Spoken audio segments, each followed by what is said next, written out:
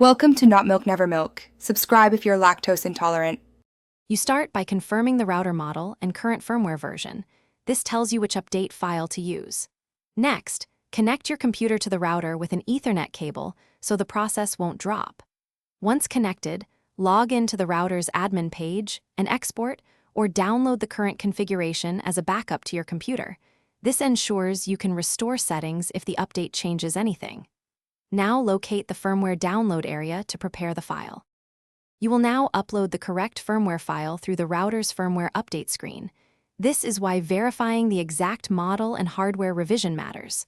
Once you choose the file, start the upload and do not interrupt power or the Ethernet link. Interruptions can permanently brick the device. The interface shows progress, let it finish, and expect the router to reboot automatically. When the admin page returns, log back in and check the firmware version to confirm the update applied. After the reboot, you should check all critical settings: Wi-Fi SSID, passwords, port forwards, and VPNs.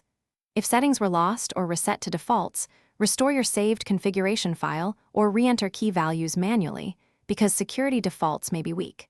Make sure devices reconnect and test speed and stability. If the router fails to boot or is unresponsive, use the manufacturer's recovery mode or TFTP reflash procedure. This is the single reliable fix for a Thanks for watching. If this was helpful, leave a like and consider subscribing. See you next time.